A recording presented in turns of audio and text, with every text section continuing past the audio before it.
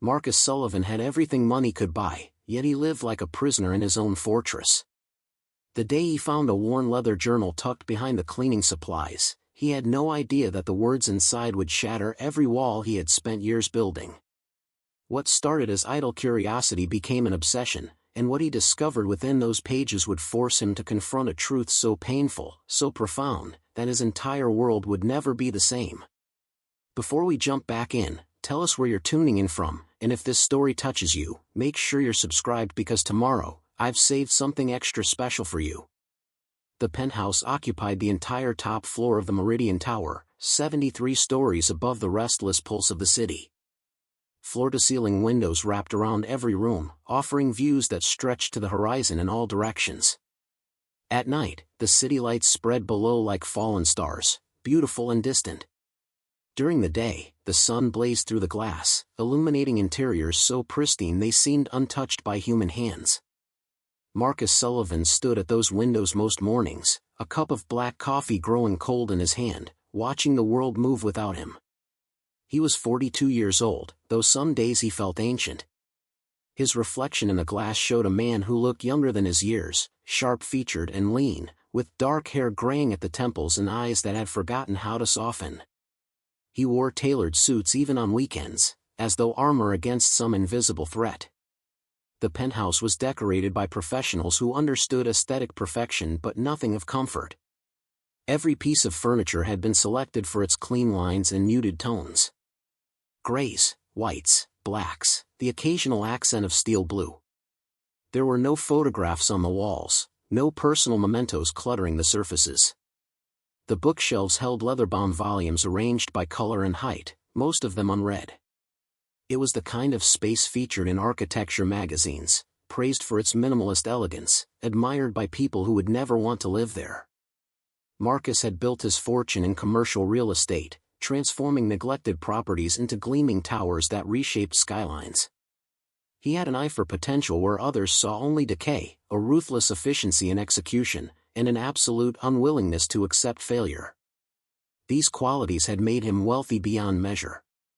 They had also made him lonely beyond words, though he would never have admitted it, even to himself. He employed a small staff to maintain the penthouse, though he rarely interacted with them.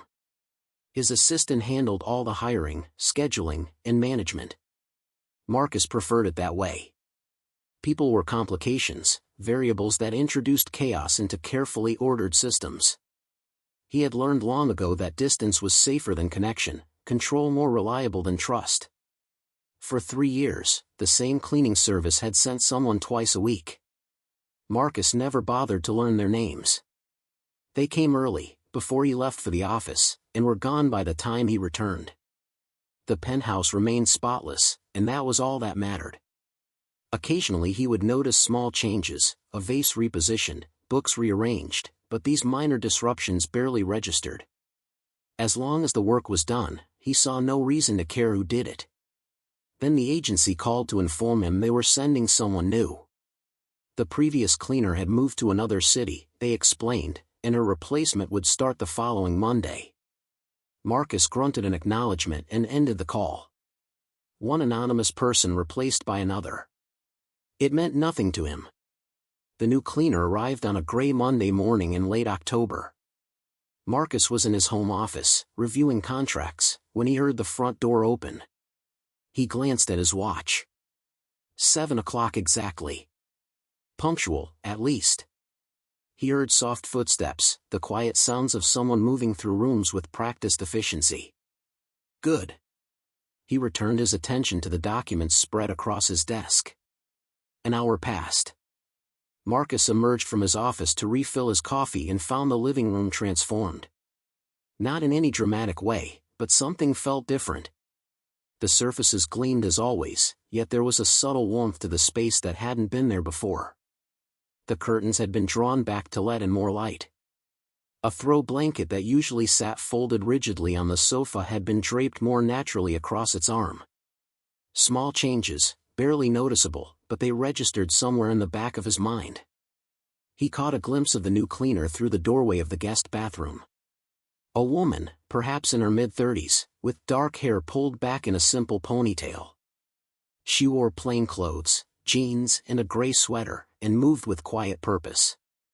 She didn't notice him watching, too focused on her work. Marcus turned away, poured his coffee, and returned to his office without a word. Over the following weeks, he became peripherally aware of her presence in ways he hadn't with the previous cleaner.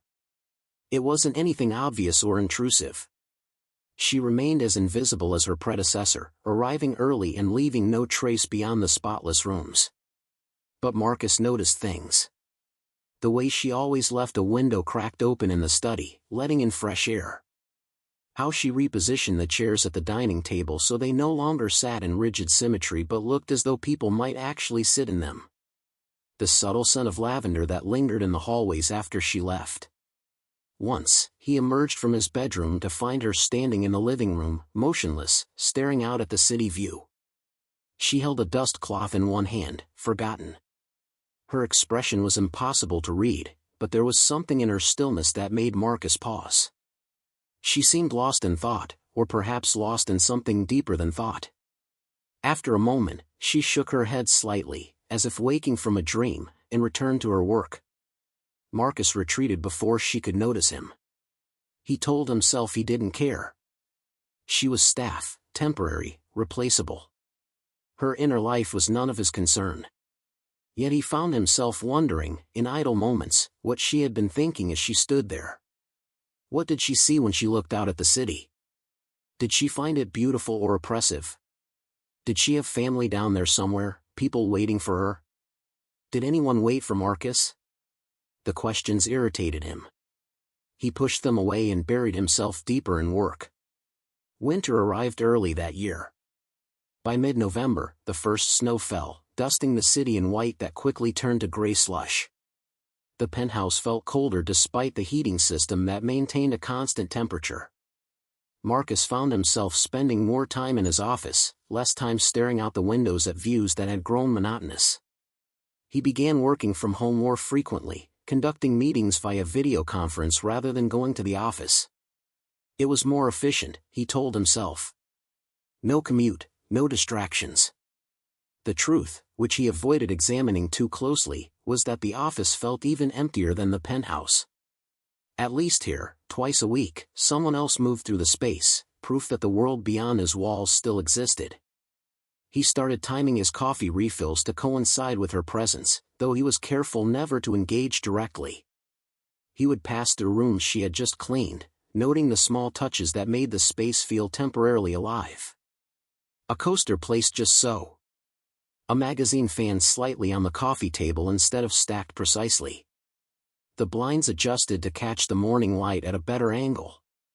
These details shouldn't have mattered. They were trivial, insignificant. Yet Marcus found himself noticing them, cataloging them, even anticipating them. On the days she didn't come, the penthouse felt more lifeless than usual. One December morning, Marcus was working in his study when he heard an unfamiliar sound. A soft thump, followed by a muffled exclamation. He stood and walked into the hallway. The cleaning woman was crouched near the linen closet, gathering scattered bottles of cleaning solution that had apparently tumbled from an upper shelf. Her face was flushed with embarrassment. For a moment, they looked at each other directly for the first time. Her eyes were brown, he noticed, darker than his own. There was intelligence in them, and weariness, and something else he couldn't quite name. Exhaustion, perhaps. Or sadness worn so long it had become normal. "I apologize," she said quietly, her voice softer than he expected. "I'll clean this up immediately." Marcus realized he should say something. That it was fine. That accidents happened. But the words stuck in his throat, tangled with the unfamiliar sensation of actually speaking to her as a person rather than a function. He managed a stiff nod and retreated to his study, closing the door with more force than necessary. He heard her finish cleaning the spill, heard the closet door close, heard her footsteps retreat down the hall. He sat at his desk, staring at his computer screen without seeing it, unsettled in ways he couldn't articulate. That was the moment, though he didn't know it yet, when everything began to shift. 2 weeks before Christmas, Marcus decided to reorganize his home office. It was an impulsive decision, born from restlessness more than necessity. Preparing and narrating this story took us a lot of time, so if you are enjoying it, subscribe to our channel, it means a lot to us. Now back to the story. He spent a Saturday afternoon moving furniture, shifting bookshelves, creating a new layout that felt no different from the old one. In the process, he pulled out a cabinet that had sat against the wall for years, unmoved. Behind it, wedged in a narrow gap between cabinet and wall, was a small leather journal. Marcus picked it up, frowning. The journal was slim, bound in worn brown leather that had been handled many times. The edges of the pages were slightly yellowed, and the leather tie that wrapped around it was frayed. It didn't belong to him. He had never seen it before. He turned it over in his hands, searching for some indication of ownership. Nothing. No name on the cover, no label. He untied the leather cord and opened to the first page. The handwriting was small and neat, written in blue ink that had faded slightly with time. The first entry was dated 8 months ago. March 15th. Marcus should have closed it immediately. The journal clearly belonged to someone else, and reading it would be a violation of privacy. He was not a man who pried into others' affairs. He valued his own privacy fiercely and extended that courtesy to others, even those he barely acknowledged as people. Yet he didn't close it. His eyes skimmed the first lines almost involuntarily. Started the new job today. The penthouse is beautiful in the way museums are beautiful. Everything perfect, nothing alive. The man who lives here is the same. I watched him through the doorway while he worked. He never looked up once. I don't think he even knows I exist, not really. I'm just another appliance to him, like the coffee maker or the vacuum. Maybe that's easier. Marcus's chest tightened. He knew, with sudden certainty, whose journal this was. The new cleaner. The woman who had replaced the previous one 8 months ago. The one whose name he had never bothered to learn. He should have stopped reading. Should have put the journal aside and returned it the next time she came. But something in those words hooked him. The accuracy of her observation, the matter-of-fact sadness in her tone. She had seen him clearly in a way that made him deeply uncomfortable. He read the next entry. And the next. And before he realized it, he had been standing there for 20 minutes, the journal open in his hands, the reorganization of his office forgotten. The early entries were brief observations about the penthouse, about her work, about the city visible through the windows. She wrote about how strange it felt to clean a home that showed no signs of being lived in, how she sometimes wondered if Marcus was real or just another piece of expensive furniture. There was no malice in her words, only a kind of gentle bewilderment. Then the entries began to reveal more about her own life. Small details at first. A mention of taking the bus for an hour each way to reach the building. A comment about her apartment, small and dark but affordable. References to someone named Sophie, apparently a daughter, 8 years old. Marcus closed the journal abruptly, as though burned. A daughter. She had a child. Of course she did. She had a whole life beyond these walls, full of people and problems and joys he knew nothing about. The realization made him feel strange, exposed somehow, though he was the one who had been reading her private thoughts.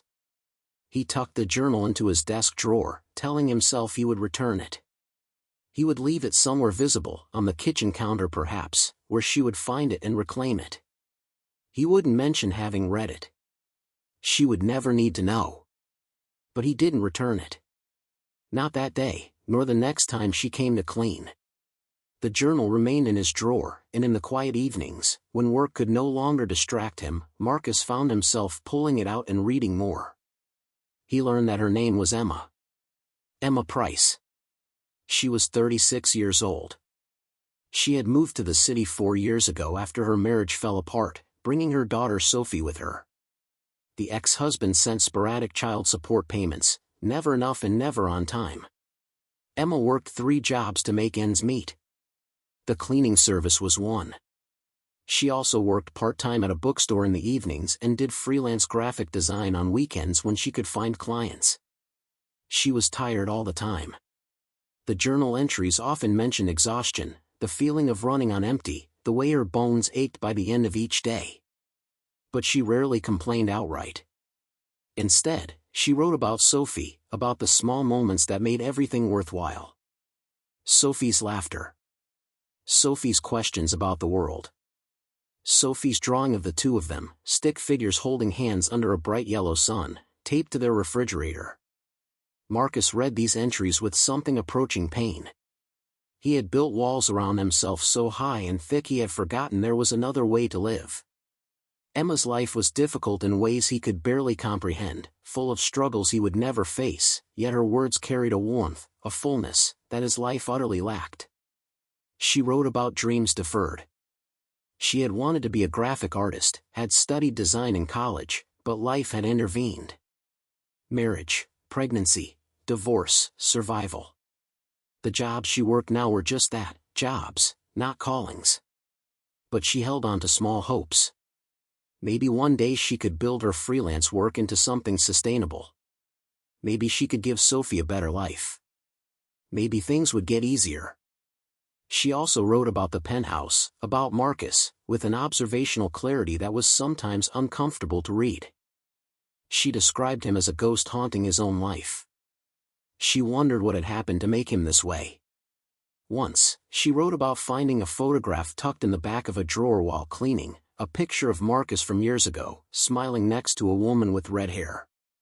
Emma noted that she had never seen Marcus smile, not once in 8 months. She wondered who the woman was and where she had gone. Marcus knew exactly which photograph she meant. He had forgotten it was still in that drawer, forgotten it existed at all. The woman was Catherine, his fiancée from a decade ago. They had been engaged for 6 months when she was killed by a drunk driver on her way home from work. Marcus had received the call while in a meeting. He remembered excusing himself, walking calmly to his car, driving to the hospital, and arriving to find her already gone. He had not cried at her funeral. Had not broken down or fallen apart. He had simply continued moving forward, working harder, building higher, until the grief was buried beneath layers of steel and concrete. He told himself he had moved on. The truth was he had simply stopped moving at all. Emma couldn't have known any of that, yet somehow her words touched the heart of it. "He's built a mausoleum for himself," she wrote in one entry. "Beautiful, pristine, and utterly lifeless. I wonder if he even realizes he's still breathing." Reading those words, Marcus felt something crack inside him. A thin fissure in the walls he had maintained for so long. It frightened him more than he wanted to admit. He kept reading. In late June, Emma's entries grew darker. Sophie had been sick, running a high fever that wouldn't break. Emma had taken her to the emergency room, waited for hours, received a bill she had no idea how to pay. She wrote about crying in the hospital bathroom, silently so Sophie wouldn't hear, overwhelmed by the impossibility of it all. The next entry was dated a week later. Sophie had recovered. The bill remained unpaid. Emma had negotiated a payment plan she could barely afford. She was looking for a 4th job but couldn't imagine where she would find the time. The exhaustion in her words was palpable. Marcus set the journal down and stared at the ceiling of his study. Emma cleaned his penthouse twice a week, scrubbing toilets and dusting shelves, for a wage that wouldn't cover a single hour of his billable rate. She did it while worrying about her daughter's health, about unpaid bills, about the fragility of her entire existence. And he had never once acknowledged her as anything more than a function. The discomfort he felt was unfamiliar. It wasn't guilt, exactly, or at least not only guilt. It was a growing awareness of the vast distance between his life and hers, the brutal inequity of it, and his own complicity in maintaining that distance. He had chosen not to see her. It had been easier that way. But now he had seen. Now he knew her name, her struggles, her dreams. He couldn't unknow them. The most recent entry in the journal was dated 3 days ago. Emma wrote about Sophie's upcoming birthday in January. She would be 9. Sophie wanted a bicycle, had been asking for one for months. Emma had been saving what little she could, but the numbers didn't add up. She would have to tell Sophie the bicycle would have to wait. Again. I hate disappointing her, Emma wrote. She never asks for much. She's learned not to, which breaks my heart. She deserves so much more than I can give her. Sometimes I feel like I'm failing at the only thing that truly matters. The entry ended there. Marcus closed the journal and sat in the darkness of his study, the city lights glowing through the windows, feeling something he hadn't felt in years. He felt the urge to do something, to act, to reach across the chasm between his world and hers. But he had no idea how. He had spent so long building walls that he had forgotten how to build bridges. The next time Emma came to clean, Marcus made sure to be out of the penthouse. He left before she arrived and didn't return until late evening, long after she was gone. He couldn't face seeing her now, knowing what he knew, feeling what he felt. It seemed cowardly, and perhaps it was, but he needed time to think. He began leaving the penthouse more often on the days she came. Coffee shops, the office, long walks through the winter city. Anywhere but the place where she moved through rooms, invisible and essential. Yet the journal remained in his desk drawer, and he continued to read it, returning to certain passages again and again. There was one entry from April that he found himself revisiting frequently. Emma had written about a moment of unexpected beauty. She had been cleaning the windows in the living room when a bird landed on the ledge outside, right at eye level. It was a small bird, brown and unremarkable, but it sat there for several minutes, turning its head this way and that, looking in at her. For just a moment, Emma wrote, I felt seen. Not by the bird, exactly, but by something larger. Like the universe was reminding me I exist, that I matter, even when I feel invisible. It was such a small thing, but it made me smile. I think I needed that reminder today. Marcus didn't understand why that entry affected him so deeply. Perhaps because it highlighted how rarely he felt seen himself, despite being surrounded by people who knew his name and his net worth. Or perhaps because Emma found meaning in a moment so small, while he struggled to find meaning in anything at all. Christmas approached. The building management decorated the lobby with an enormous tree and lights that glittered in the evening darkness. Holiday music played in the elevators. Marcus ignored it all, working through the days as though they were no different from any others. On Christmas Eve, he was in his study when the doorbell rang. He frowned. He wasn't expecting anyone and had given his assistant the week off. He opened the door to find a delivery person holding a large wrapped package. Mr. Sullivan, the delivery person asked. Marcus nodded. This came for you. Sign here, please. Marcus signed and took the package inside. It was heavy, awkward to carry. He set it down in the living room and examined the label. No return address. No card. Just his name and the building address. He unwrapped it carefully, pulling away layers of brown paper to reveal a painting. It was abstract, swirls of blue and gray and white, like water or sky or something in between. In the lower right corner was a small signature, E. Price. Marcus stared at it for a long time. Emma had sent this. Emma, who barely had enough money to feed her daughter, who worked herself to exhaustion every day, had somehow found the time and resources to create a painting and send it to him. No, not send it to him. The painting itself was unsigned beyond her initials. There was no note. She hadn't wanted him to know it came from her. This was meant to be anonymous. But he knew. He knew her handwriting, her initials, the thoughtfulness behind the gesture. She had created something beautiful and given it to someone who had never once acknowledged her humanity. Marcus stood there in his lifeless penthouse, holding a painting made by invisible hands, and something inside him broke open completely. The fissure became a chasm. All the walls he had built, all the distance he had maintained, suddenly felt unbearable. He spent Christmas Day alone, as he always did, but this year the solitude felt different. Heavier. More deliberate. He kept looking at the painting, which he had propped against the wall, trying to understand what it meant. Why she had done it. What she might have been thinking. The day after Christmas, Marcus did something he had never done before. He called the cleaning service and asked for Emma's phone number. The agency refused, citing privacy policies. He called his assistant and asked her to find a way to contact Emma Price. His assistant, surprised by the unusual request but too professional to question it, said she would see what she could do. 2 days later, his assistant called back. She had Emma's phone number, obtained through means Marcus didn't ask about. She recited the digits, which Marcus wrote down with an unsteady hand. He stared at the number for hours. What would he say? How could he explain? He had read her private journal, invaded her innermost thoughts, and now wanted to what? Thank her for a painting she had tried to give anonymously? Offer her money, as though money could bridge the distance between them? He didn't call. Not that day, nor the next. The number sat on his desk, a possibility unrealized. New Year's Eve arrived. Marcus stood at his windows, watching fireworks bloom over the distant harbor, and thought about the year ending and the year beginning.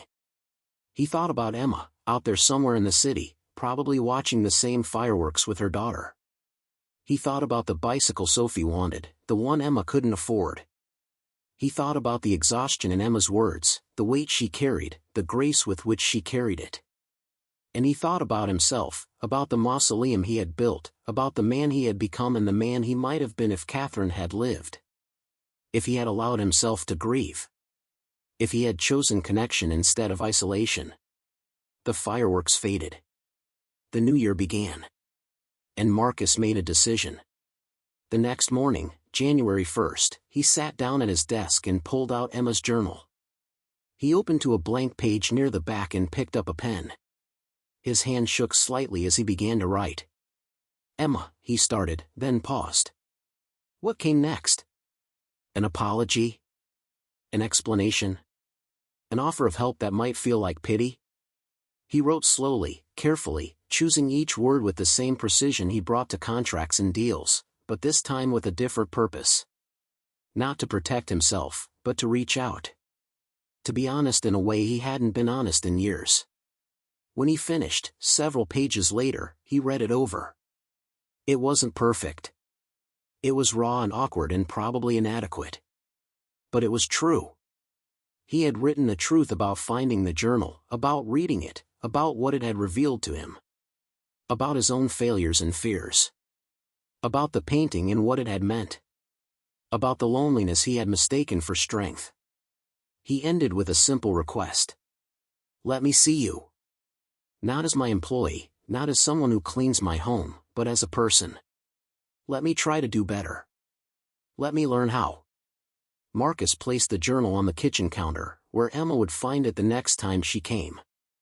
Then he left the penthouse, unsure if he would ever have the courage to return. He walked through the cold January morning, past people celebrating the new year, past storefronts and street vendors and all the messy, chaotic life he had spent years avoiding. And for the first time and longer than he could remember, Marcus Sullivan felt something other than numbness. He felt afraid. He felt exposed. And beneath that fear and exposure, faint but growing, he felt something that might have been hope. Emma arrived at the Meridian Tower on Thursday morning, January 3rd, carrying 2 canvas shopping bags filled with cleaning supplies. The bus had been delayed by traffic, and she was running 15 minutes behind schedule. She hated being late, hated the way it made her feel unprofessional, but there had been nothing she could do except stand at the crowded bus stop and watch precious minutes tick away. She rode the elevator to the 73rd floor, her reflection multiplying in the mirrored walls. She looked tired, she knew. The holidays had been exhausting in ways that had nothing to do with celebration. Sophie had been disappointed about the bicycle, though she had tried to hide it. Emma had given her daughter what she could afford, new colored pencils, a sketchbook, a book about horses Sophie had mentioned wanting. Sophie had smiled and said thank you and told her mother it was the best Christmas ever, but Emma had seen the flicker of sadness in her eyes when she unwrapped the gifts and found no bicycle among them. The elevator doors opened. Emma stepped into the private hallway that led to the penthouse entrance, adjusted the bags in her hands, and used her key to let herself in. The apartment was silent as always, filled with winter morning light that streamed through the massive windows. She set her bags down in the entryway and removed her coat, hanging it in the small closet where she always kept her things during work hours. She moved through her routine mechanically at first. Kitchen counters, appliances, floors. Her mind was elsewhere, calculating how many extra shifts she would need to take at the bookstore to cover the payment plan for Sophie's medical bills. The numbers never quite added up no matter how many times she rearranged them. It was only when she entered the kitchen to refill her bucket that she saw it. Her journal, sitting in the center of the granite island. The worn leather cover was unmistakable. Emma's breath caught in her throat. She had thought it lost, had spent weeks searching her apartment, retracing her steps, growing increasingly frantic. The journal contained thoughts she would never want anyone to read, observations about her life, about her struggles, about the man who employed her without knowing she existed. Her hands trembled as she reached for it. How had it gotten here? She had never brought it to the penthouse, she was certain of that. Or was she? The exhaustion played tricks with her memory sometimes. Perhaps she had tucked it into her bag one morning without thinking and it had fallen out somewhere in the apartment. She picked up the journal and immediately knew something was different. It felt heavier than she remembered. She untied the leather cord with fingers that wouldn't quite steady and opened to the first page, expecting to see her own handwriting. Instead, she found new words written in an unfamiliar hand. Masculine, precise, written in black ink that looked fresh. Her eyes scanned the first line and her stomach dropped. Emma, I found your journal behind a cabinet in my office. She read the rest in a state of growing horror. He had found it. Marcus Sullivan, the man she cleaned for, the man she had written about with such unguarded honesty, had found her journal and read it. Every word. Every private thought. Every observation about his ghost-like existence, every mention of her struggles, her daughter, her dreams. The shame was immediate and overwhelming. She had written things no employee should ever think, let alone commit to paper. She had called him lifeless, compared his home to a mausoleum, speculated about his past. She had invaded his privacy through observation even as she had expected her own privacy to remain intact. But as she continued reading his response, the shame began to mix with something else. Confusion. Disbelief. He was apologizing. Marcus Sullivan, Billionaire, her employer, was apologizing to her for reading the journal, for not seeing her as a person, for the distance he had maintained. His words were halting and awkward, clearly unaccustomed to this kind of vulnerability, but they seemed genuine.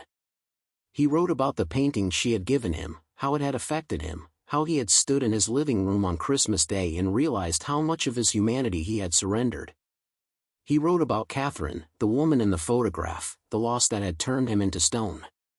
He wrote about reading Emma's words and seeing himself reflected with painful accuracy, about the discomfort of recognition, about the slow awakening to his own emptiness. And at the end, he had written the request. To see her. To know her. To try to be better. Emma read the entire thing twice, then a third time, trying to process what it meant. This was her employer. There were boundaries, power dynamics, a professional relationship that needed to be maintained. He paid her wages. She needed this job. Whatever this was, whatever he was asking for, it felt dangerous. Yet there was something in his words that moved her despite her better judgment. She recognized the loneliness in them because she carried her own version of it. His isolation was self-imposed where hers was circumstantial, but perhaps loneliness was loneliness regardless of its source. And he was trying, in his clumsy way, to reach across the divide between them. Emma closed the journal and stood in the silent kitchen, uncertain what to do. She could leave without responding, pretend she had never seen his message, maintain the professional distance that was safer for both of them. She could quit, find another cleaning job, remove herself from this complicated situation before it became more complicated. Or she could stay. She could respond. She could take the risk of being seen. She finished her cleaning in a daze, her mind turning over the possibilities and implications. By the time she was done, 3 hours later, she still hadn't decided. She gathered her supplies, put on her coat, and stood at the door with her hand on the knob. Behind her, the journal still sat on the kitchen counter. She could take it and leave, end this before it began. Instead, Emma walked back to the kitchen. She found a pen in her bag and opened the journal to a fresh page. Her hand hovered over the paper for a long moment before she began to write. "Mr. Sullivan, I don't know what to say. I'm embarrassed that you read my private thoughts. I'm confused by your response. I'm afraid of what this means for my job, for my daughter's security. But I'm also grateful that you saw me, even if I wish it had happened differently. I don't know if we can be friends. I don't know if that's even appropriate. But I'm willing to try to talk, at least. To be honest with each other. I'll be here next Thursday at the usual time. If you want to be here too, I'll stay after I finish cleaning. We can figure out what comes next." She signed it simply with her first name, closed the journal, and left it on the counter. Then she let herself out of the penthouse and rode the elevator down 73 floors, feeling as though she had just stepped off the edge of something high and uncertain. The week that followed was strange for both of them. Marcus found himself unable to focus on work, his mind constantly returning to the penthouse, to the journal, to the question of whether Emma would respond and what she might say. He checked his phone obsessively, though he had no reason to expect a call. He avoided the penthouse entirely, staying at a hotel near his office, too nervous to face the possibility of her answer. Emma went through her days in a fog of anticipation and dread. She kept thinking about Thursday, about what she would say, about whether she was making a terrible mistake. She told no one about the situation, not even her sister who lived across the country and called every Sunday. How could she explain something she didn't fully understand herself? Sophie noticed her mother's distraction and asked if everything was okay. Emma hugged her daughter and said yes, everything was fine, just tired from work. It was easier than the truth, which was that her carefully ordered life had suddenly become unpredictable. Thursday arrived with gray skies and the threat of snow. Marcus woke early in his hotel room, showered, dressed in jeans and a sweater rather than his usual suit, and stood at the window watching the city wake up. He had planned what he would say, rehearsed it mentally, but now the words felt inadequate. What did he really want from this conversation? What did he expect to happen? He arrived at the penthouse at 9:30, knowing Emma would have been there since 7. He had deliberately stayed away long enough for her to finish the cleaning, not wanting her to feel obligated to work while he was present. The apartment was quiet when he entered. For a moment, he thought she had already left, that she had decided not to stay after all. Then he heard movement in the kitchen. He found her standing at the counter, still wearing her coat, the journal in her hands. She looked up when he entered, and their eyes met properly for the first time since that brief moment months ago when she had dropped the cleaning supplies. "Hi," Emma said softly. Her voice was steadier than she felt. "Hi," Marcus replied. He stayed in the doorway, keeping distance between them, aware of how large he must seem, how easily his presence could feel imposing. "Thank you for staying." Emma nodded. She set the journal down and wrapped her arms around herself, not quite a defensive gesture but close to it. "I almost didn't. I'm still not sure this is a good idea." "It might not be," Marcus admitted. He moved into the kitchen slowly, careful to maintain space, and leaned against the opposite counter. "I don't know what the appropriate thing to do is here. I've spent most of my adult life avoiding situations where I don't have control. This is about as far outside my comfort zone as I've ever been." "Mine too," Emma said. A small, wry smile touched her lips. "I clean houses for a living. My clients don't usually read my diary and then ask to be friends." "Is that what I'm asking for?" Marcus said. "I'm not even sure myself. I just know that reading your words changed something in me. Made me see things I'd been avoiding. And I wanted you to know that. I wanted to thank you, I suppose, though that sounds inadequate." Emma was quiet for a moment, considering. "You don't need to thank me. I didn't write those things for you to find. I wrote them for myself, to process my own life. If they affected you, that's... I don't know what that is. Coincidence, maybe.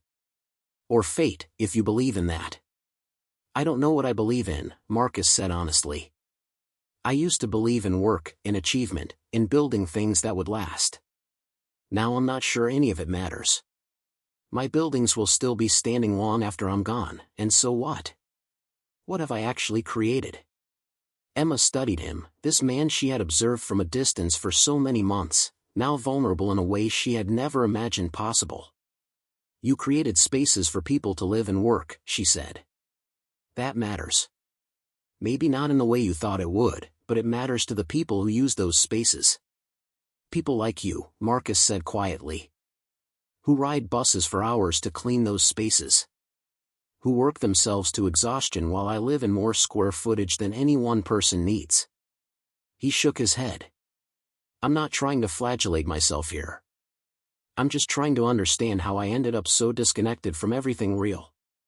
You chose disconnection, Emma said, gentle but direct. You chose it because connecting hurt too much after you lost her. Catherine. That was her name, right? The woman in the photograph. Marcus's jaw tightened. He nodded once, unable to speak. I lost someone too, Emma continued. Not to death, but to divorce, which is its own kind of ending. And I wanted to disconnect too. I wanted to build walls and hide behind them. But I had Sophie, and she needed me to stay present. She needed me to keep living even when I wanted to shut down. So I did. Not gracefully, not easily, but I did it. How? Marcus asked. The question came out rougher than he intended, almost desperate. How do you keep going when everything feels impossible? Emma looked at him, really looked at him, and saw the fracture lines in his carefully maintained facade. You find small things to hold on to, she said.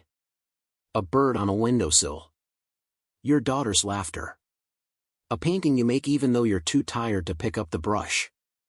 You string together enough small things and eventually they add up to something bigger. A reason. A purpose. A life. They talked for 2 hours that morning, standing in the kitchen as winter light shifted across the floor. They talked about loss and loneliness and the different ways people survive. Emma told him about her marriage, about the slow dissolution of love into resentment, about leaving with a 4-year-old daughter and no real plan beyond survival. Marcus told her about Catherine, about the call that came during a meeting, about standing in a hospital corridor and feeling his entire future collapse. I never cried, he said at one point. Everyone kept telling me it was okay to cry, that I needed to grieve, but I couldn't. I just felt numb. And then the numbness became normal and I forgot there was any other way to feel. Maybe you're crying now, Emma said softly. Just in a different way. Through words instead of tears. Marcus considered that. Maybe, he said. Or maybe I'm just finally admitting that I'm not okay. That I haven't been okay for a very long time. That's a start, Emma said. Admitting it is always the start. Eventually, the conversation turned to practical matters. The elephant in the room that they had been dancing around. This job, Emma said carefully. I need it. I can't afford to lose it. So whatever this is, whatever we're doing here, it can't interfere with that. I understand, Marcus said. And I would never use my position as your employer to pressure you into anything. If you want to go back to the way things were, where you clean and I'm not here, we can do that. This doesn't have to be anything you don't want it to be. Emma appreciated his directness. But what do you want it to be? Marcus was quiet for a long moment. I want to know you, he said finally. Not as my employee, not as someone who performs a service. As a person. I want to learn how to connect again, and I think maybe you could teach me. If you're willing. I'm not a teacher, Emma said. I barely have my own life figured out. Neither am I, Marcus said. So maybe we figure it out together. Emma felt the weight of the decision pressing down on her. There were so many ways this could go wrong. The power imbalance alone made it complicated. But there was also something genuine in Marcus's vulnerability, something that resonated with her own loneliness. And she was tired of being invisible, tired of moving through other people's lives without leaving a trace. "Okay," she said. "We can try. But we need rules. Boundaries. This stays separate from work. You pay me the same wage, treat me with the same professionalism. I'm still your employee. And if either of us feels uncomfortable, we stop. No questions, no explanations needed." "Agreed," Marcus said immediately. "Whatever you need to feel safe." They worked out the details over the next hour. Emma would continue her regular cleaning schedule, but Marcus would make sure to be present on Thursdays after she finished. They would talk, get to know each other, see where it led. No expectations beyond honesty and respect. If it became complicated or uncomfortable, they would end it and return to the professional relationship without penalty. Before Emma left that day, Marcus asked her one more question. "The painting you sent me. Why did you do that?" Emma hesitated, then answered honestly. "Because I saw you standing at those windows so many times, looking out at nothing. And I thought maybe you needed a reminder that beauty exists. That color exists. That there's more to life than gray and white and perfect lines." She paused. "And because I wanted to give you something. You've given me a job, a way to support my daughter, even if you never thought about it that way. I wanted to give something back." Marcus felt his throat tighten. "It's hanging in my living room," he said. "I look at it every day." Emma smiled, a real smile that reached her eyes. "Good," she said simply. Over the following weeks, a strange friendship began to develop. Every Thursday, Emma would arrive at 7, clean the penthouse with her usual thoroughness, and then stay until noon to talk with Marcus. They covered vast territory in those conversations. Childhood memories, embarrassing moments, beliefs about the world, fears about the future. Emma talked about Sophie, about the fierce love and constant worry that came with single motherhood. Marcus talked about his work, about the satisfaction of creation and the hollowness of success without meaning. They discovered unexpected common ground. Both loved old movies, the black and white classics that Emma watched on her ancient television after Sophie went to bed and Marcus streamed on his enormous screen in the middle of sleepless nights. Both had complicated relationships with their parents, distant fathers and mothers who had done their best but never quite understood their children. Both felt fundamentally alone in the world despite being surrounded by people. Emma began to see layers in Marcus that his cold exterior had hidden.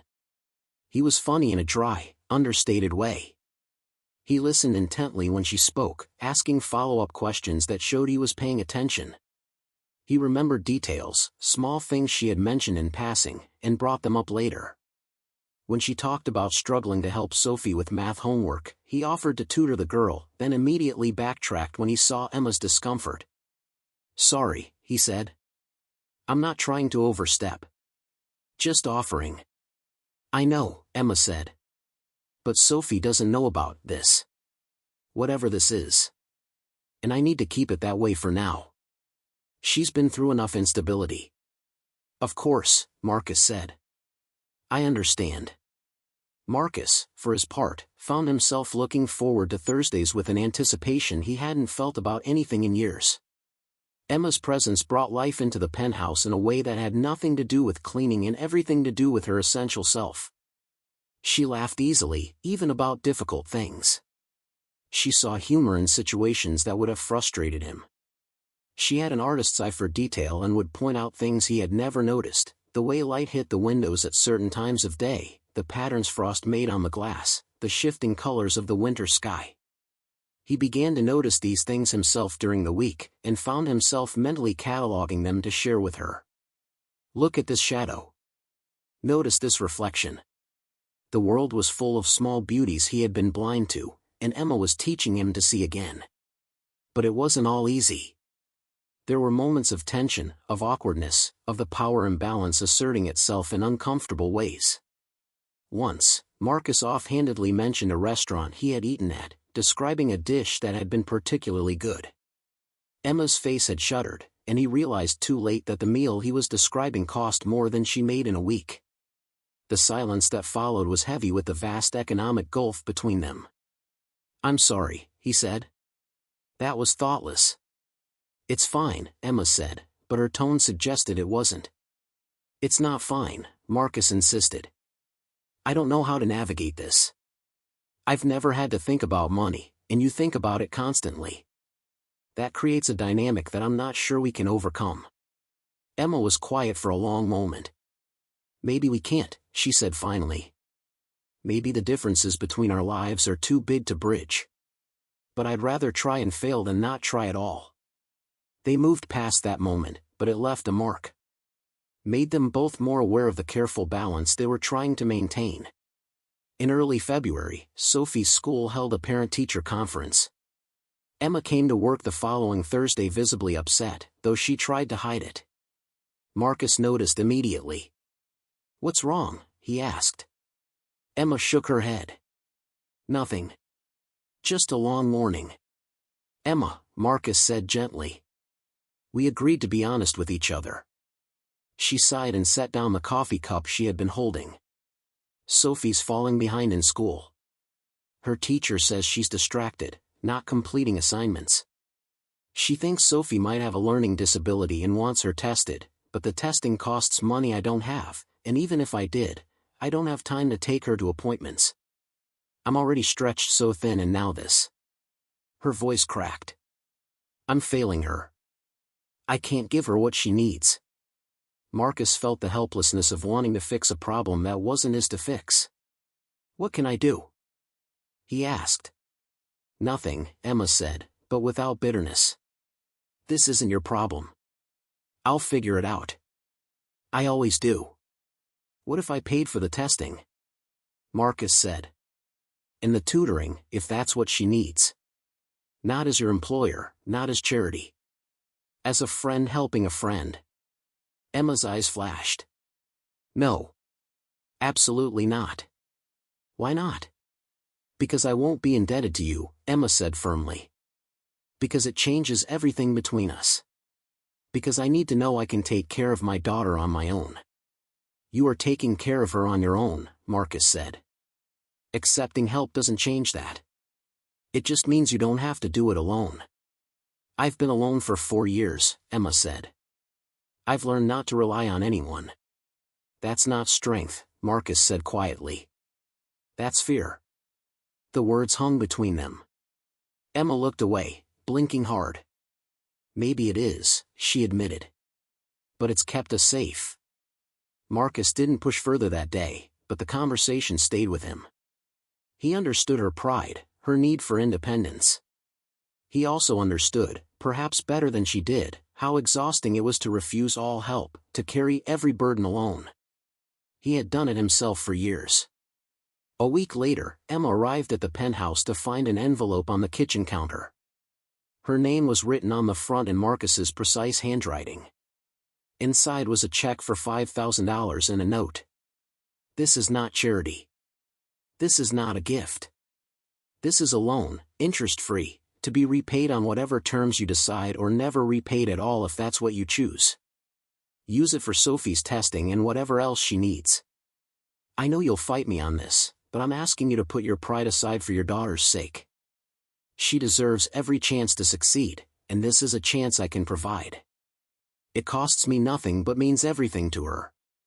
Please don't refuse." Emma stood in the empty kitchen, holding the check with shaking hands. Every instinct told her to tear it up, to refuse, to maintain her independence. But she thought about Sophie, about the teacher's concerned face, about the opportunities her daughter might miss because Emma was too proud to accept help. She folded the check carefully and put it in her pocket. Then she pulled out her phone and texted Marcus, using the number he had given her weeks ago for emergencies. "I'll pay you back. Every penny. Even if it takes years." His response came quickly. "Take all the time you need. I'm just glad you're accepting it." She texted again. "Thank you. I don't know how to express what this means." "You don't have to. That's what friends do." Emma looked at that word on her phone screen. Friends. Was that what they were? She wasn't sure anymore. The lines had blurred somewhere along the way, and she couldn't quite identify when it had happened. Sophie got tested. The results showed a mild processing disorder, treatable with the right support. Emma used part of the money for a tutor who specialized in learning differences. Within weeks, Sophie's teacher reported improvement. The distraction faded. The incomplete assignments became complete. Sophie smiled more, stressed less. "Mom, I get it now," Sophie said one evening while working on homework. "I couldn't see the patterns before, but now I can. It's like someone turned on a light." Emma hugged her daughter and thought about Marcus, about the gift he had given without expecting anything in return. She had been wrong about him in so many ways. He wasn't the cold, lifeless man she had first observed. Or perhaps he had been, but he was changing. They were changing each other. On a Thursday in late February, Emma arrived at the penthouse to find Marcus in the kitchen, attempting to cook. The counter was a disaster zone of scattered ingredients and abandoned utensils. Something was burning in a pan on the stove. "What are you doing?" Emma asked, trying not to laugh. Marcus looked up, flustered in a way she had never seen him. "Trying to make lunch. I thought it would be nice to have food when you finished cleaning. But apparently I'm incompetent in the kitchen." Emma moved to the stove and turned off the burner, examining the charred remains of what might have once been vegetables. "This is beyond saving," she said. "But I appreciate the thought. I'm used to having food delivered or eating at restaurants," Marcus admitted. "I can't remember the last time I actually cooked something." "Well, you're in luck," Emma said. "I'm an excellent cook. It's one of the few skills you develop when you're broke and can't afford takeout." She started pulling ingredients from the refrigerator. "Come on. I'll teach you. Consider it payment for the loan." They spent the next 2 hours cooking together. Emma guided Marcus through the basics: how to chop an onion without crying, how to know when oil was hot enough, how to season food properly. Marcus was a surprisingly attentive student, focused and careful, though his knife skills left much to be desired. "You're thinking too hard," Emma said, watching him struggle with a pepper. "Cooking isn't like architecture. You can't plan everything precisely. You have to feel your way through it." "I'm not good at feeling my way through things," Marcus said. "I've noticed," Emma said dryly. "But you're learning." They made a simple pasta dish with vegetables and olive oil. Nothing fancy, but when they finally sat down to eat at the kitchen island, Marcus thought it might be the best meal he had ever had. Not because of the food itself, but because of the making of it, the collaboration, the laughter when he accidentally dropped an entire bell pepper on the floor. "Thank you," he said as they ate. "For teaching me. For being patient with my complete lack of skills." "Thank you for trying," Emma said. "A lot of men wouldn't. They'd rather stay incompetent than risk looking foolish." "I've looked foolish plenty of times today," Marcus said. "But it was worth it." They cleaned up together after the meal, moving around the kitchen in a synchronicity that felt natural, easy. Emma washed while Marcus dried, and they fell into comfortable silence, the kind that only comes between people who have moved past the need to fill every moment with words. It was Marcus who broke the silence. "Can I ask you something personal?" "You've been asking me personal things for weeks," Emma said. "Why stop now? Do you ever regret it? Your marriage, I mean. Do you wish you had stayed?" Emma was quiet, considering. "I regret that it didn't work out," she said finally. "I regret that Sophie has to grow up without her father being present. But I don't regret leaving. I couldn't be who he wanted me to be, and he couldn't accept who I actually was. Staying would have destroyed both of us." "What did he want you to be?" "Someone smaller," Emma said. "Someone who needed him more than he needed me. Someone who would make him feel important by being less important myself." She handed him a plate to dry. "I tried for a while. But it was like slowly erasing myself. Eventually I realized I had a choice: lose myself completely or lose him. I chose me." "That's brave," Marcus said. Emma shook her head. "It's not brave when the alternative is unbearable. It's just survival. Survival takes its own kind of courage, Marcus said. I should know. I've been barely surviving for 10 years. They finished the dishes. Emma dried her hands and checked her phone, realizing with surprise that it was past 2 in the afternoon. She had stayed much longer than usual. I should go, she said. Sophie gets out of school at 3 and I need to pick her up. Of course, Marcus said. He walked her to the door, something he had started doing in recent weeks. At the threshold, he stopped her with a gentle hand on her arm. Emma, he said. This has become the best part of my week. These Thursdays. I just wanted you to know that. Emma looked up at him, at his serious face and honest eyes, and felt something shift in her chest. Something dangerous and thrilling and terrifying all at once. Mine too, she said softly. They stood there for a moment longer than necessary, neither quite willing to break the connection. Then Emma stepped back, breaking the spell, and left before she could do something she might regret. As the elevator descended, carrying her away from the penthouse and back to her regular life, Emma recognized what she had been trying to deny for weeks now. This wasn't just friendship anymore. Somewhere along the way, without meaning to, without wanting to, she had started to fall for Marcus Sullivan. And she had absolutely no idea what to do about it. March arrived with unexpected warmth, melting the last of the winter snow and revealing the city beneath in all its grimy, beautiful reality. Emma noticed the change first in small ways: crocuses pushing through the soil in the planters outside her apartment building, people walking with lighter steps, Sophie asking to play in the park after school instead of heading straight home. She also noticed the change in herself. The exhaustion that had been her constant companion for years felt lighter somehow, more manageable. She still worked 3 jobs, still struggled to make ends meet, still fell into bed each night barely able to keep her eyes open. But something fundamental had shifted. She no longer felt quite so alone in the world. Marcus had become a fixture in her life in ways she hadn't anticipated. They texted occasionally between their Thursday meetings, nothing deep or significant, just small observations about their days. He would send her a photo of a sunset from his office window with the caption, "Thought you'd appreciate this." She would respond with a picture of Sophie's latest drawing, a wild explosion of colors that somehow captured childhood joy perfectly. It was during one of these text exchanges that Marcus made an unexpected suggestion. Would you and Sophie like to come to dinner? Here at the penthouse. Nothing fancy, just the 3 of us. I'd like to meet her, if you're comfortable with that. Emma stared at the message for a long time before responding.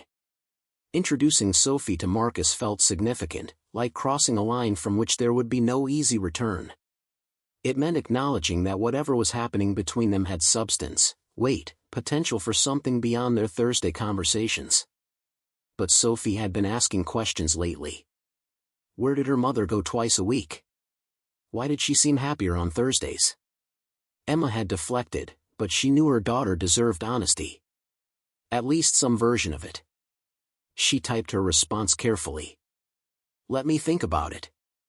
This is complicated. His reply came quickly. I know. Take all the time you need. The invitation stands whenever you're ready.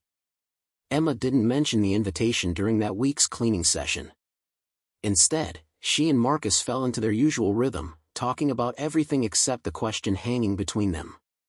He told her about a building project that was giving him unexpected trouble, how the contractors kept making mistakes that compromised his vision. She told him about a regular customer at the bookstore, an elderly man who came in every day to read the newspapers because he was lonely and had nowhere else to go. I give him coffee sometimes, Emma said. From the break room. I'm not supposed to, but he reminds me of my grandfather. Before he died, he used to sit in diners for hours just to be around people. Marcus watched her as she spoke, noticing the compassion that came so naturally to her. She saw people, really saw them, in ways he was only beginning to learn. You're a good person, he said quietly. Emma laughed, uncomfortable with the compliment. I'm just a person. Trying to get by like everyone else. No, Marcus insisted. You're more than that. You notice people who are invisible to everyone else. You care about them. That's not common. Maybe people would care more if they weren't so exhausted all the time, Emma said. Compassion is easier when you're not working 3 jobs and worrying about rent. Is that an excuse? Marcus asked, genuinely curious rather than challenging. Emma considered. Maybe. Or maybe it's just reality. When you're in survival mode, it's hard to think about anyone beyond yourself and the people who depend on you. She paused. But I try.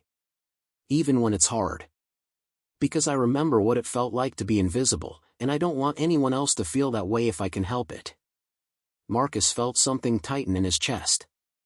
I made you feel invisible. You did, Emma said, meeting his eyes. But you're learning.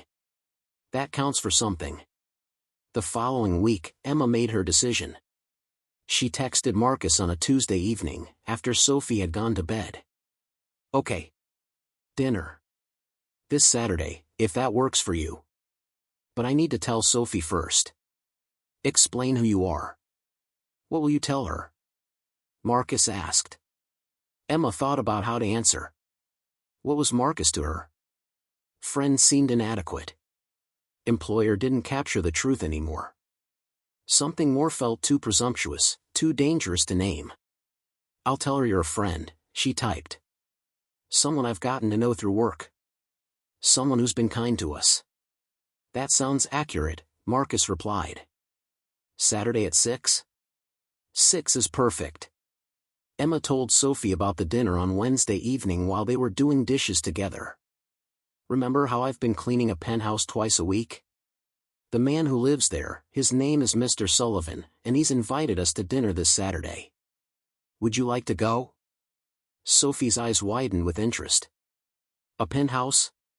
Like in movies? With fancy views and everything? With very fancy views, Emma confirmed. And he seems nice. He's been a good friend to me. Is he your boyfriend? Sophie asked with the blunt curiosity of an 8-year-old. Emma felt heat rise to her cheeks. No, honey. He's just a friend. But he'd like to meet you. Sophie considered this seriously. Okay. Can I bring my sketchbook? In case it's boring? Emma smiled. Yes, you can bring your sketchbook. But I think you'll like him. He's a little quiet, but he's interesting once you get to know him. Saturday arrived with clear skies and unusual warmth. Emma spent an embarrassing amount of time deciding what to wear, finally settling on a simple dress that was nice without trying too hard.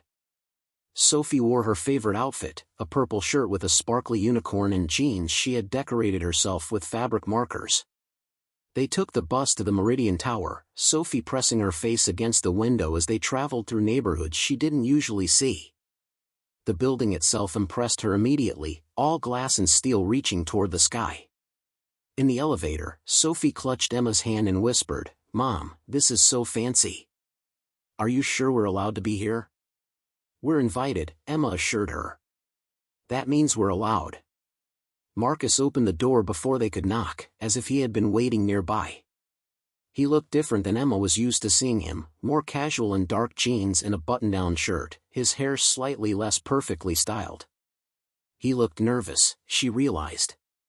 The billionaire was nervous about meeting her 8-year-old daughter. "Hi," he said, his eyes meeting Emma's before dropping to Sophie. "You must be Sophie." "I'm Marcus. It's really nice to meet you." Sophie studied him with the frank assessment children are capable of. "You're really tall," she observed. Marcus smiled, a genuine expression that transformed his usually serious face. "I am. Your mom is much shorter than me. You're somewhere in between." "I'm going to be tall like my dad," Sophie said confidently. "He's 6 feet. That's very tall," Marcus agreed. He stepped back to let them in. "Come in.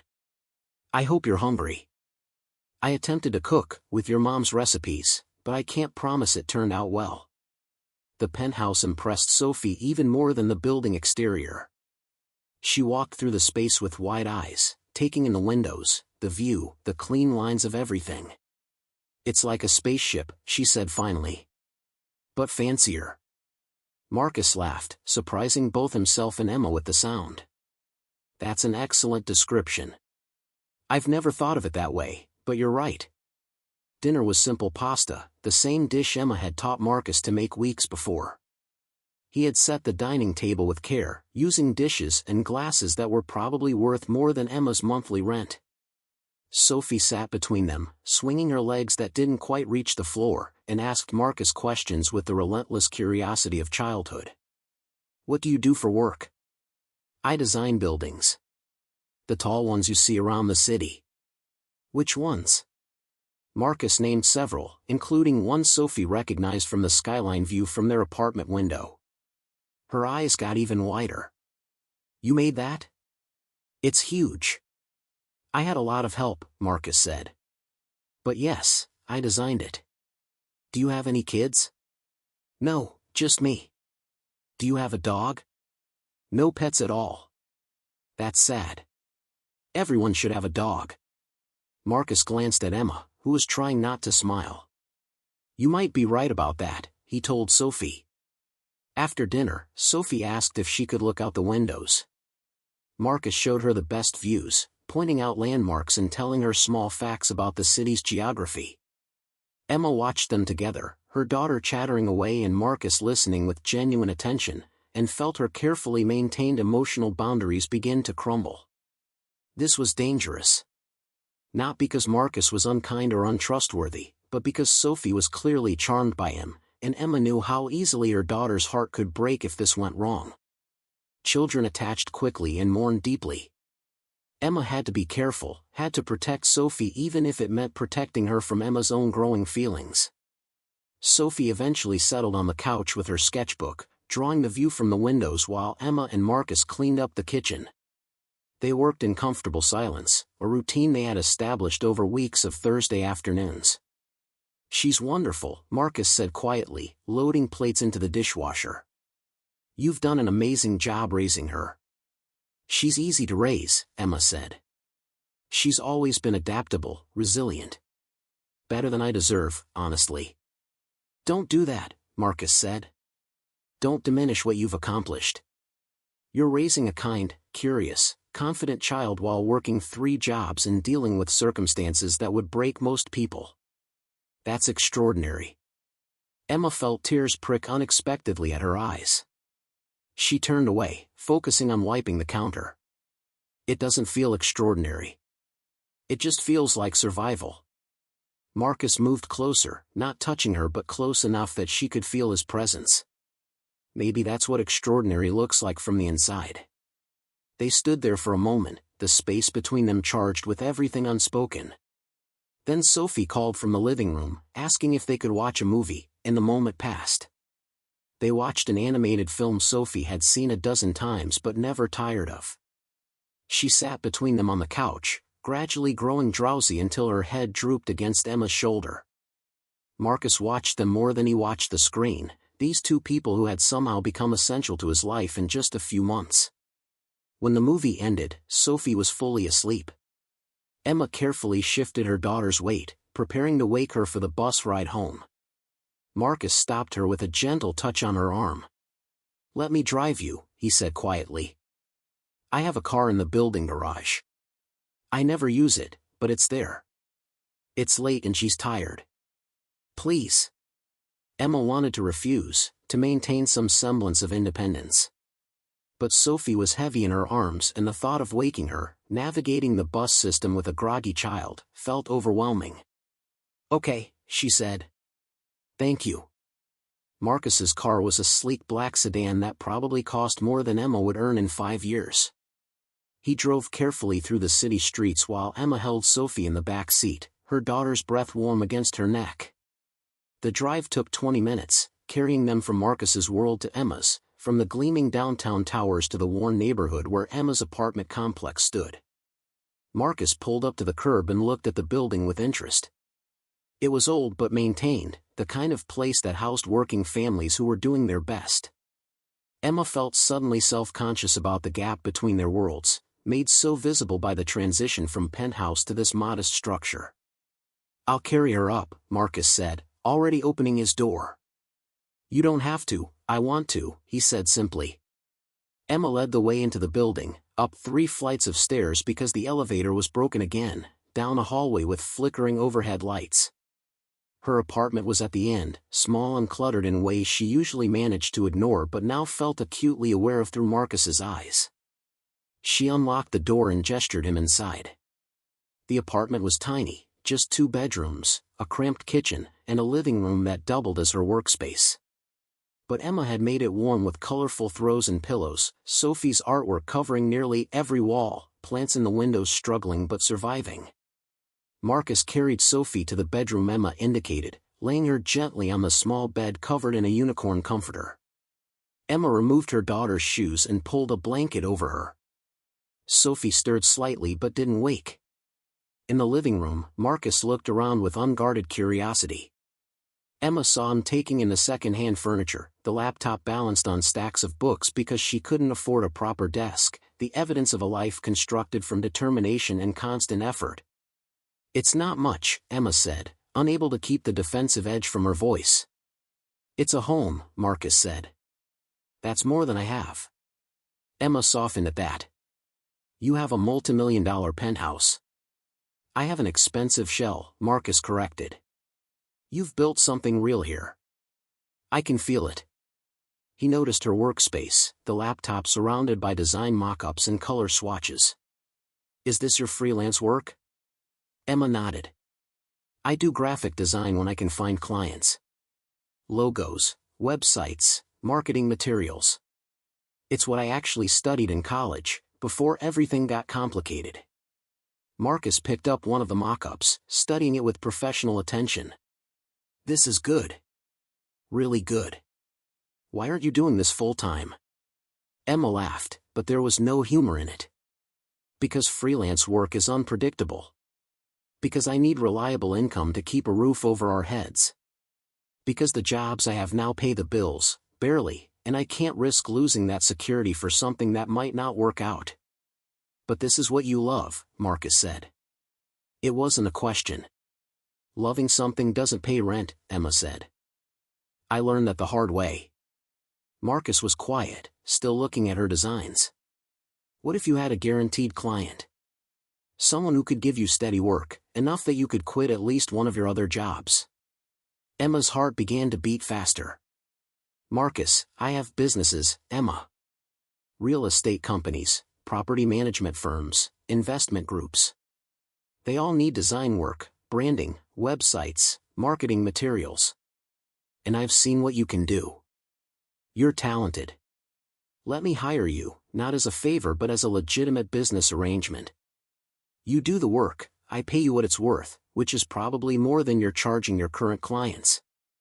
"I can't," Emma said automatically. "That's too much. You've already done too much." "I'm offering you work," Marcus said. "Work you're qualified to do, work that needs to be done. This isn't charity.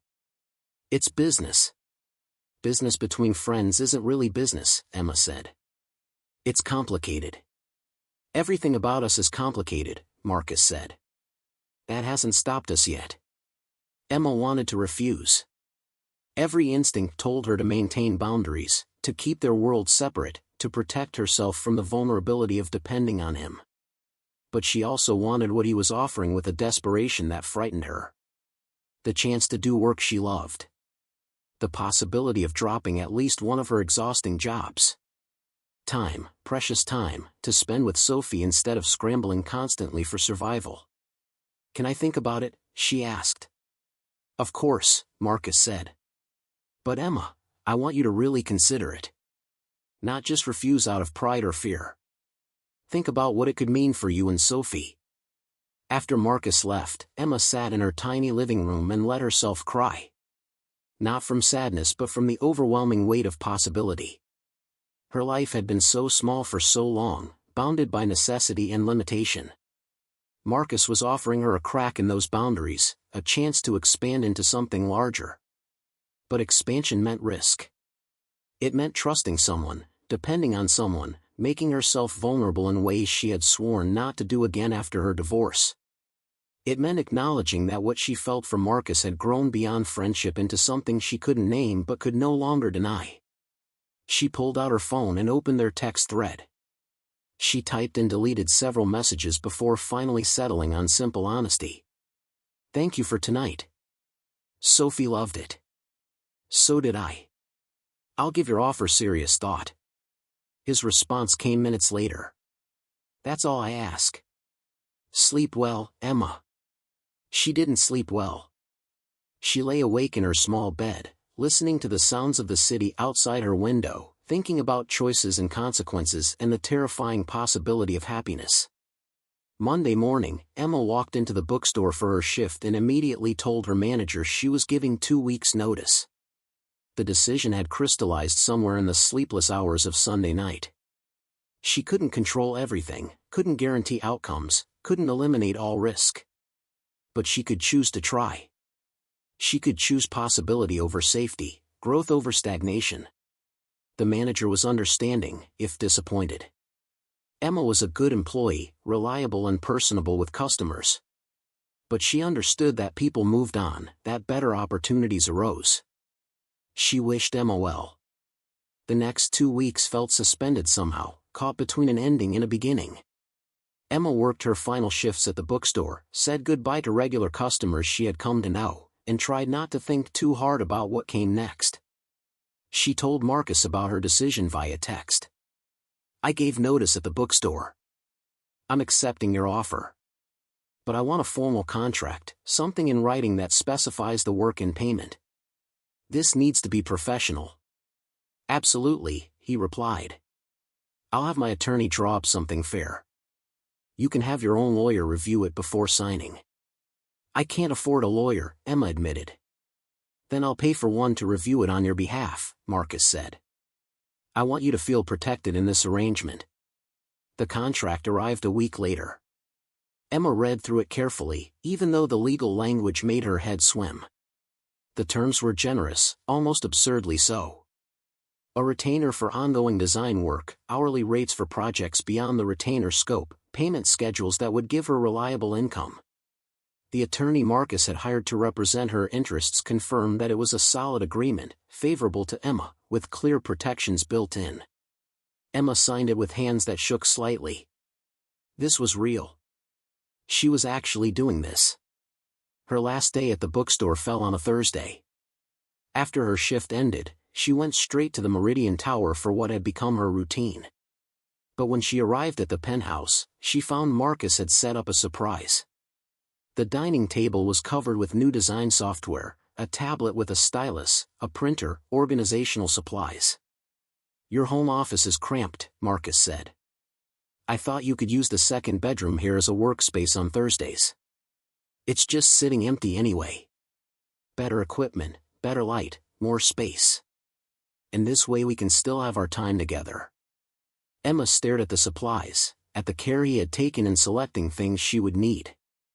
"Marcus, this is too much." "It's practical," he said. "You'll be doing work for my companies. You need proper equipment. Consider it a business expense." "You're making it very hard to maintain boundaries," Emma said, but her protest was weak. "Maybe the boundaries were arbitrary to begin with," Marcus said quietly. They looked at each other across the table of supplies, and Emma felt the last of her carefully maintained distance begin to dissolve. This man had seen her at her most vulnerable, had read her private thoughts, had learned the shape of her struggles and her dreams. He had met her daughter and treated them both with respect and kindness. He was offering her not just financial help but genuine opportunity, trust, partnership. She was falling in love with him. Had probably been falling for months without admitting it to herself. The realization should have terrified her, but instead, it felt inevitable, like arriving at a destination she had been traveling toward all along. "Marcus," she started, unsure what she planned to say. He crossed to her in 3 strides and kissed her. It was gentle and tentative, a question more than a declaration. Emma's hands came up to his chest, and for one suspended moment, she could have pushed him away. could have retreated back into safety and distance and all the walls she had built around her heart. Instead, she kissed him back. She wrapped her arms around his neck and let herself fall completely, without reservation, into the terrifying vulnerability of connection. When they finally broke apart, Marcus rested his forehead against hers. "I've wanted to do that for weeks," he admitted. "But I was afraid. Of overstepping, of ruining what we have, of making you uncomfortable." "I've wanted it too," Emma confessed. "I've been trying not to want it, but I do. I want this. You. All of it." "What about the complications?" Marcus asked. "The power imbalance, the economic differences, all the reasons this could go wrong?" "They're still there," Emma said honestly. "But I'm tired of letting fear make my decisions. I'm tired of protecting myself from possibilities because they might end badly. Maybe this will be a disaster. Maybe we'll ruin everything. But maybe we won't. Maybe we'll actually be happy. And I think that's worth the risk." Marcus kissed her again, deeper this time, pulling her close. Emma let herself melt into him, into the moment, into the scary and exhilarating reality of choosing love over safety. They spent the rest of that Thursday afternoon talking about what came next. The practicalities, the considerations, the changes they would need to make. Emma would stop cleaning the penthouse. It had become too strange, too awkward, now that everything had shifted. Marcus would hire a new cleaning service. The design work would continue, genuinely professional and separate from their personal relationship. Emma was talented and he needed what she could provide. That part was real, uncomplicated by romance. They would take things slowly with Sophie, let her adjust to the idea of Marcus as more than just a friend. Children were resilient but also perceptive, and Emma wanted to be careful with her daughter's feelings. "She likes you," Emma said. "But that doesn't mean she's ready for you to be a permanent fixture in our lives. We need to give her time." "I understand," Marcus said. "We'll follow her lead. Whatever pace works for her." Over the following months, their relationship deepened and expanded in ways that felt both natural and miraculous. Marcus learned to navigate Emma's world, the cramped apartment and neighborhood restaurants and small parks where Sophie liked to play. He met Emma's sister during a video call, endured her protective skepticism, and gradually won her over with patient sincerity. Emma learned to exist in Marcus's world without losing herself. She attended business dinners and charity functions at his side, wearing dresses he bought and she pretended to be comfortable in. But she also insisted on maintaining her own space, her own apartment, her own independence. She wouldn't move into the penthouse, despite Marcus's suggestions. She needed to know she could stand on her own, even while choosing to stand beside him. Sophie adjusted with the remarkable adaptability of children. She started calling Marcus by his first name after a few weeks, then graduated to asking if he could pick her up from school sometimes when Emma was working. She showed him her artwork and accepted his careful compliments. She taught him how to play the card games she loved and only cheated a little when she was losing. One evening in June, the three of them were in Emma's apartment, cooking dinner together in a kitchen barely big enough for one person, let alone three. Sophie was setting the table with exaggerated care, placing forks and knives in perfectly straight lines. Marcus was attempting to cut vegetables under Emma's supervision, still not entirely comfortable with a knife but improving. Emma watched them, her daughter and the man she loved, and felt a fullness in her chest that was almost painful. This was what happiness looked like, she realized. Not perfect or uncomplicated, not free from struggle or uncertainty, but real. Present. Alive. "Marcus," Sophie said suddenly from the table. "Are you going to marry my mom?" The knife slipped in Marcus's hand. Emma froze. The question hung in the air between them, innocent and devastating in its directness. Marcus set down the knife carefully and turned to look at Sophie. "Would you want me to?" Sophie considered seriously. "I think so. You're nice to us. And you make Mom smile a lot. She didn't used to smile as much." Marcus glanced at Emma, who was staring at her daughter with a mixture of mortification and tenderness. "What do you think, Emma?" he asked quietly.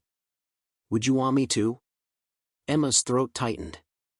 They had been together only a few months. It was too soon, too fast, too complicated. But looking at Marcus, at the vulnerability in his face and the hope he was trying to hide, she knew her answer. "Yes," she said simply. "Someday. When we're both ready." Sophie beamed. "Can I be in the wedding?" "Absolutely," Marcus said, his voice rough with emotion. "You'll be the most important person there." They didn't get engaged that night, or even that month. But the conversation opened a door to a future Emma had stopped letting herself imagine. A future where she wasn't alone, where her daughter had a father figure who chose to be present, where happiness was possible even after everything she had lost. Marcus's businesses thrived under Emma's design work. She rebranded his companies with clean, modern aesthetics that attracted new clients and refreshed his professional image. She was good at what she did, genuinely talented, and he made sure everyone knew she had earned her success through skill, not their relationship. Emma quit her remaining cleaning jobs one by one as her design income stabilized. She kept a few long-time clients she had grown fond of, but mostly she focused on building her own small firm. Marcus helped her set up an LLC, connected her with other potential clients, gave her space in an office building he owned at a rental rate she could actually afford. She was building something of her own, finally, after years of just surviving. It was terrifying and exhilarating in equal measure. By autumn, they had settled into rhythms that felt sustainable. Thursday afternoons remained their special time, but now they spent them at Emma's apartment more often than the penthouse. Marcus had learned to love the chaos of the small space, the evidence of life actually being lived. Sophie's toys scattered across the floor, dishes in the sink, laundry piled on the couch waiting to be folded. "Your place is too perfect," Emma told him once. "It makes me nervous. Like I'm going to break something valuable just by existing." "Everything valuable in my life is here," Marcus said, gesturing to her apartment. "This is where I want to be." On Sophie's 9th birthday in January, they threw a party at a local pizza place Sophie loved. The penthouse would have been more impressive, but Sophie wanted somewhere fun, somewhere she could run around with her school friends without worrying about expensive furniture. Marcus watched Emma navigate the chaos of 9-year-olds hopped up on sugar, managing disputes and wiping faces and distributing party favors. She was in her element, natural and warm, the kind of mother he had never had himself. When she caught him watching and smiled, he felt his heart constrict with the overwhelming certainty of his feelings. That night, after the party, after they had dropped off Sophie at Emma's sister's house for a sleepover, Marcus took Emma back to the penthouse. He had been planning this for weeks, but now that the moment had arrived, he felt nervous in a way he hadn't felt since he was young. "I have something for you," he said, leading her to the living room. Emma's painting still hung on the wall, the abstract swirls of blue and gray and white that had been the first gift she had given him. Beside it now hung something new. Another painting, this one done by Marcus himself over weeks of secret work. It wasn't as skilled as Emma's work. The lines were uncertain, the colors sometimes muddy. But it clearly depicted Emma and Sophie, simplified figures holding hands against a background of warm golden light. In the corner, slightly apart but clearly part of the composition, was a third figure. Marcus himself, reaching toward them. Emma stood in front of the painting, her hand over her mouth. "You made this?" "I wanted to give you something," Marcus said. "Something that came from me, not just my money. I'm not an artist like you, but I tried. It's us. The family I want us to be." Emma turned to him with tears streaming down her face. "It's perfect. It's the most beautiful thing anyone has ever made for me." Marcus knelt down, pulling a small box from his pocket. "Then maybe you'll like this too." The ring inside was simple, elegant, a single stone set in platinum. Not the largest or most expensive diamond in the world, but chosen with care to match Emma's aesthetic, her personality, her life. "Emma Price," Marcus said, his voice shaking slightly. "You saw me when I was invisible to myself. You taught me how to be human again. You and Sophie have given me a reason to want to wake up every morning. I know I'm not perfect. I know I have a lot to learn. But I want to learn it with you. Will you marry me? Emma dropped to her knees in front of him, bringing them to the same level. Yes, she said. Yes, absolutely yes. He slipped the ring on her finger and kissed her, and in that moment, Marcus felt something he hadn't felt since Catherine died. He felt whole. Not because Emma had fixed him or completed him in some romantic fiction sense, but because she had shown him how to fix himself. How to connect. How to care. How to live. They were married 6 months later in the winter garden of Marcus's penthouse, though it looked nothing like it had when Emma first started working there. Together they had transformed it, filling it with plants and color and light. Sophie stood beside them as the flower girl she had insisted on being, wearing a purple dress and carrying a basket of petals she scattered with theatrical enthusiasm. The ceremony was small, just close friends and family. Emma's sister came from across the country, tearful and happy and relieved that her sister had found someone good. A few of Marcus's business associates attended, surprised to see their reserved colleagues so openly emotional. Sophie's father even sent a card, though he didn't come in person, acknowledging that Emma had built a good life for their daughter. When the officiant pronounced them married, Sophie cheered louder than anyone. Marcus kissed his wife, this woman who had been invisible to him for so long, who had become the center of his entire world, and felt gratitude so profound it nearly overwhelmed him. The reception was held in the penthouse living room, catered food and champagne and dancing to music that spilled out the windows into the night. At one point, Emma found herself standing alone at those massive windows, looking out at the city lights, and remembered the first time she had cleaned this space. How empty it had felt, how cold, how lifeless. Now it was filled with people and laughter and warmth. It had become a home, not because of the expensive furnishings or the perfect views, but because it held love. Real, complicated, sometimes messy love. Marcus came up behind her, wrapping his arms around her waist. "What are you thinking about?" "About how strange life is," Emma said. "How one drop journal can change everything." "I'm glad I found it," Marcus said. "Best thing that ever happened to me." "The best thing that happened to me was getting hired to clean this place," Emma said. "Even though I felt invisible here at first." "You were never invisible," Marcus said. "I was just blind." Sophie ran up to them, tugging on Marcus's jacket. "Come dance with us. Mom says you're terrible at dancing, but you have to try anyway." Marcus laughed, a sound that came easily to him now, and let himself be pulled onto the makeshift dance floor. Emma watched her husband and daughter spin in awkward circles, both of them laughing, and felt her heart swell with joy so intense it was almost frightening. She had spent years just surviving, just getting by, just making it through each day. She had believed happiness was a luxury she couldn't afford, a dream for other people who had easier lives. But she had been wrong. Happiness wasn't a luxury. It was a choice, made again and again, to be vulnerable, to take risks, to let people in despite the possibility of pain. Marcus had made that choice when he read her journal instead of returning it unread. Emma had made it when she accepted his friendship despite the power imbalance between them. Sophie had made it when she chose to trust this new man in her mother's life.